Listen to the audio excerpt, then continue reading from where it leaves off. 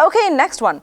Now we've escalated. Now a person is verbally harassing. So if I'm being verbally harassed by a person and this person is blocking my way, I'm trying to go somewhere or get out of a place and this person is blocking me, what can I do to get him out and away so I can get away? Yeah.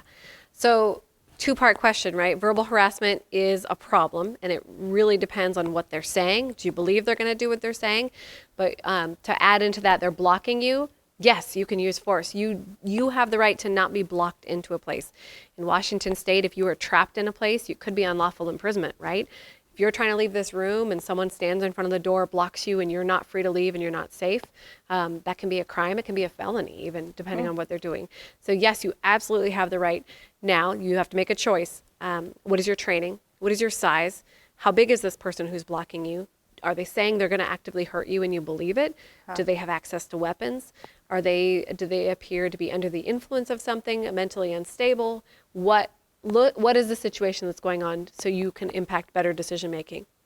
But yes, if someone is blocking you physically, the law does say that you can use reasonable and necessary force to get out of that situation. Okay, even if this person isn't touching you, but they're just kind of saying, hey, I'm not going to let you get out of this door or whatever. If you're being held against your will, which is what that is, now in a room that is as big as this room and they're blocking one door, I have 1, 2, 3, 4, 5 other doors to get out, right? So do I make Then it wouldn't be reasonable force. It's a little bit different. If I'm being held inside an office at work and I have a coworker who's blocking me in my office and not letting me leave, that's happened. And that is a little bit different, right? Because now you're being held against your will and you do have a right to get out. Can you talk your way out? Do you need to use force? It's a decision-making process. There's never a simple answer.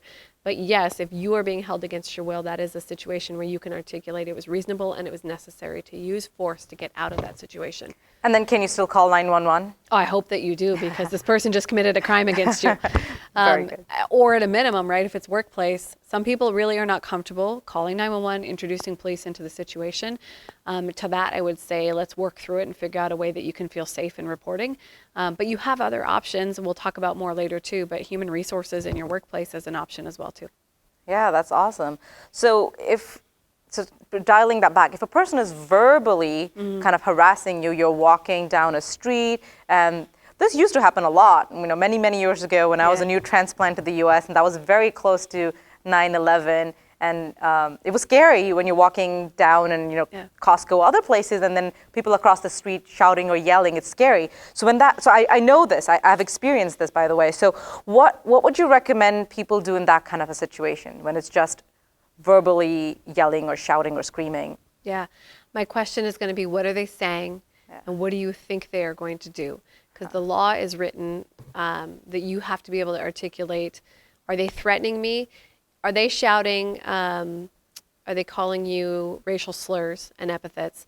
Are they insulting your appearance? Are they just being vicious but not threatening an assault? That might be a little bit different.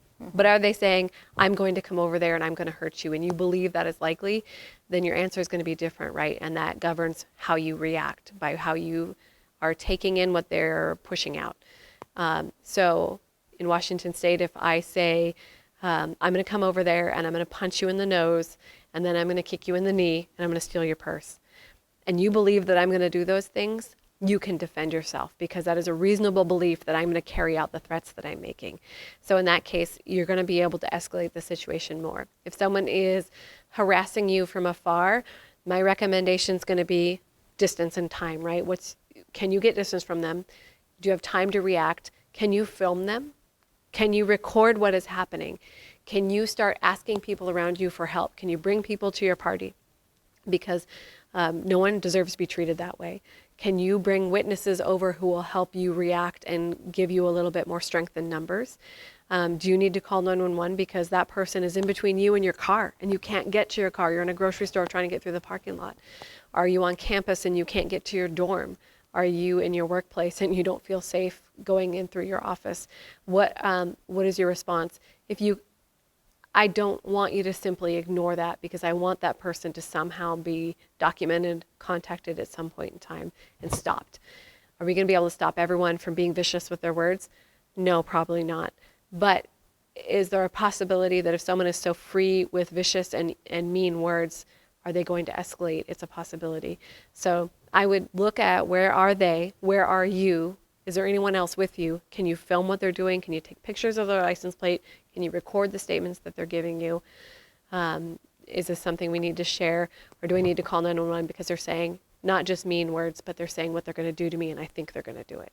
So kind of covering all of it, if that makes sense. Yeah, that's perfect, because I think that's very important distinction, right? We get really angry. I mean, the big one that I got was go back to your country, you know? And so, I mean, that again, that's different. That's just saying mean words as opposed to I'm going to come over and do something about it. So that's kind of the differentiation, and it's scary even when someone's yelling something like that and we wonder what to do. But yes, get people to help you, record, those are all great things.